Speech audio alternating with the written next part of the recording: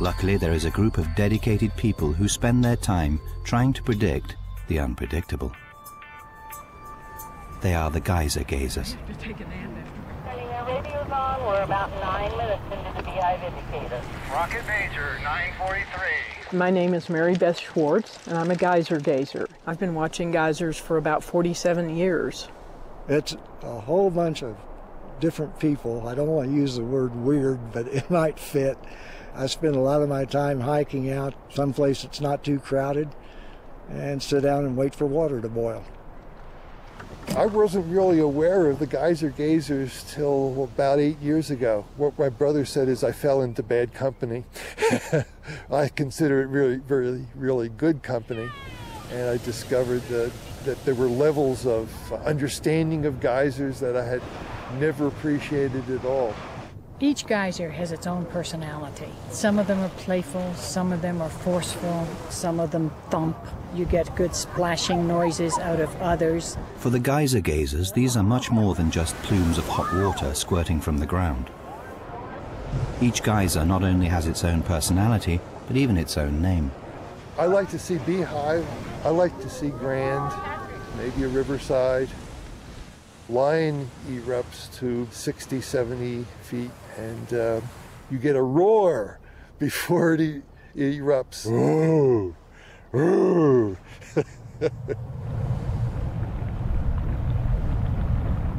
Geyser gazing is not just an obsession with geysers. It does have a practical purpose. 29. Okay, business copy. The geyser gazers have a network all over Yellowstone connected by radio, and they send all of the eruption times straight to the park's visitor center. This way there is a permanent record of geyser activity, and thousands of people can also experience the thrill of watching geysers. I'll be right with you. The geyser gazers recognize that each geyser has its own idiosyncratic behavior, and that helps them predict when it will erupt.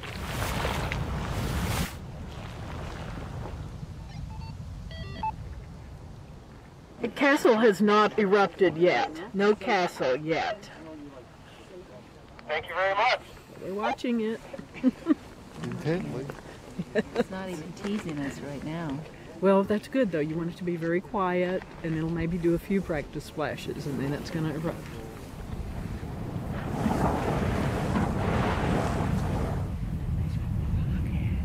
Let's have a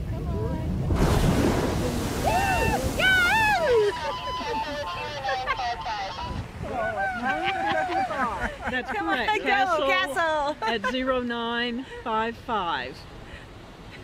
Well, you're right, Mary Beth. Yes. Quiet just before. Right. It's supposed to be very quiet. That's Then it went. how it's supposed to do. Very nice. Now let's hope it's a major. That's the next landmark here. But with geysers, nothing is certain.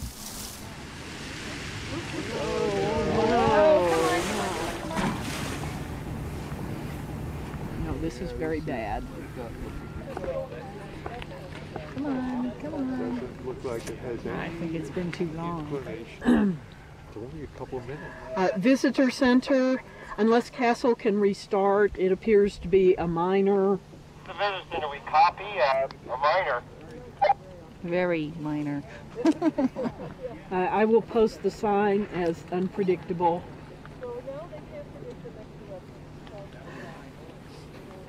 That's the way it goes sometimes. It just can't count on geysers. The water that fuels the geysers has to travel from up to 5 miles beneath the surface of the Earth, so it's hardly surprising that sometimes eruptions are late or never make it.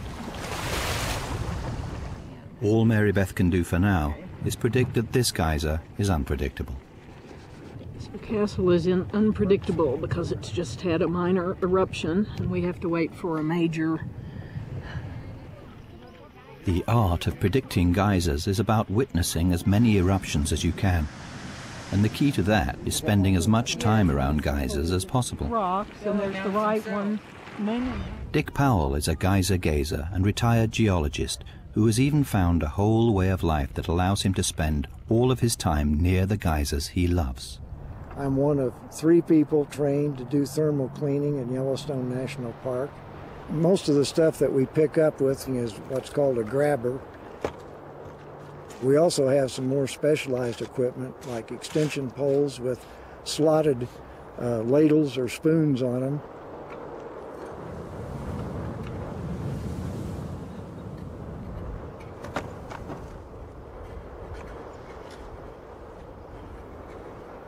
The ground around the geysers is not only very fragile, but also very dangerous.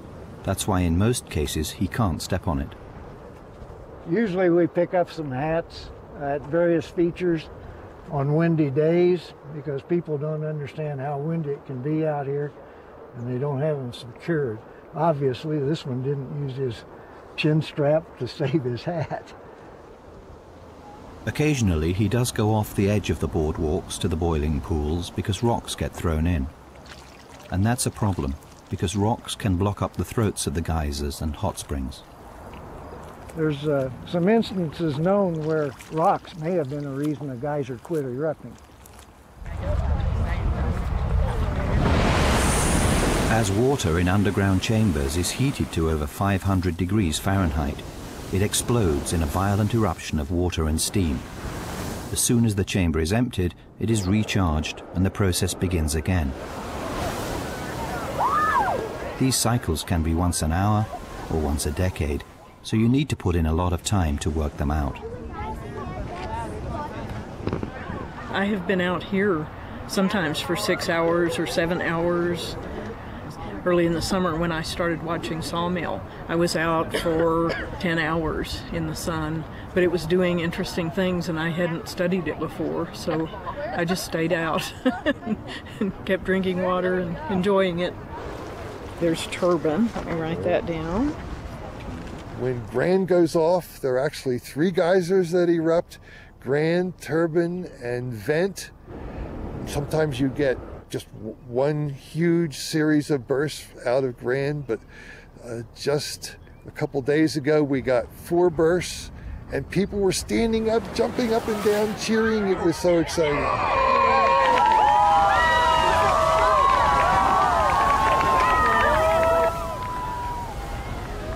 It's like watching fireworks all day long, every day.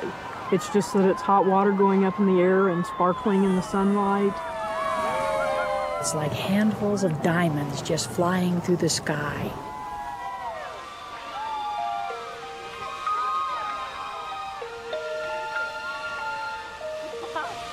After a long wait, this is really worthwhile. What's going off in the background is Grand Geyser.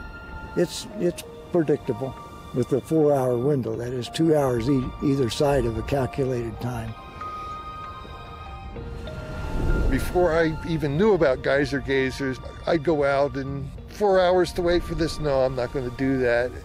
And then I fell in with the geyser gazers, and people would say, you really want to stay for this because it's a really spectacular display. And I discovered, hey, yeah, they're right. It's nice for humans to be able to go to a more natural area than where they live and work and get to see something extraordinary, something very different from their everyday life. I would like to see Grand erupt an infinite number of times. When I am gone, I will be back. If there is a beyond, I'll be back to watch the geysers.